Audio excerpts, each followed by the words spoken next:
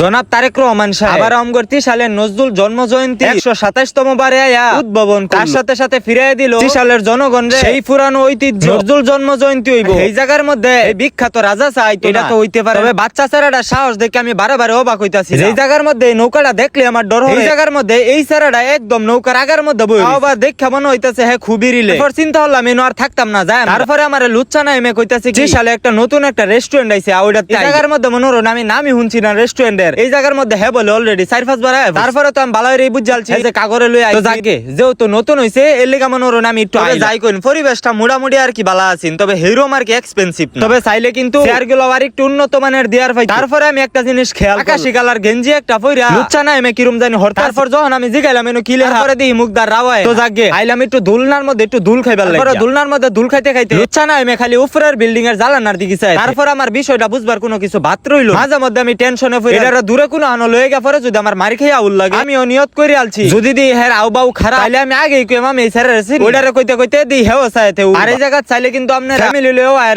একটু বেশি রাইত হওয়ার কারণে বর্তমানে সব টেবিলই আর রেস্টুরেন্টের নাম কিন্তু বইতা রেস্টুরেন্টের লোকেশন গার্লস স্কুলে ঢোকার সময় টিউন অফিস বা নির্বাচন অফিস আপনারা যেটাই কই ওটার সামনে। তো তারপর অনেকক্ষণ ওয়েট করার পরে প্রথমে দিল দুটা পানির বোতল। তবে যাই কইন পানির বোতল দুটা কিন্তু আমার সেই শরমের কথা কি কই মামার মনটা চাইতাছিন পানিটা খাই আবার বোতলটা যাতে লগইরা লই খালি ফর্মালিটি মেইনটেইন কইরা পরে মনে হলো না। তারপরে দি লুচ্চা নাই মো মোবাইলটা লইয়া সিফাত দিল। আমি জিগাইলাম কেডা কল দিছি হাসা কথা করে আমার আয়া কইতাছে হের ভাইয়ে বলে কল। এখন কোন ভাইয়ে কল দিছে এটা তো আশা করি আপনারা বুঝুন। তো যাগে আরো 10-15 মিনিট ওয়েট করার পরে অবশেষে আইলো আমগর পাস্তা। আমরা তিনজনে আসলে তিনটা পাস্তা অর্ডার দিছি। তো এখন এই খাবারের টেস্ট তো খাবারের টেস্ট মোটামুটি ভালোই আছে, চাইলে আপনারা যাইতে পারো। তবে আমার কাছে মনে হয় মাঝে মধ্যে ঢাকা গেলে ফুডকার্টের যে দোকানগুলা থেকে খাই ওইগুলো আমার কাছে একটু বেশি ভালো। তার মানে যে এটা খারাপ এমন কিন্তু অনেক খাবার আছে যেগুলা যাই আপনারা ট্রাই করে দেখতে। খাওয়া দাওয়া শেষ করে সুদায় পড়ছি বাস স্ট্যান্ড আর বাস স্ট্যান্ডে এটা পড়ছি শালবন বাসও কারণ কে লেগা 10 টাকা বাসাল। তারপরে দেখুন অবস্থা কিন্তু দেখুন আরেক বড় ভাই কি হচ্ছে এমন হরুন আজকে নিয়ত করি লোকাল বাস দ্বার আমি যাইতাম না কাল হয় আমি একটা 5 কার কিনি। তারপর আমি ওখানে রাত্তার মাগফিরাত কামনা করতেছি।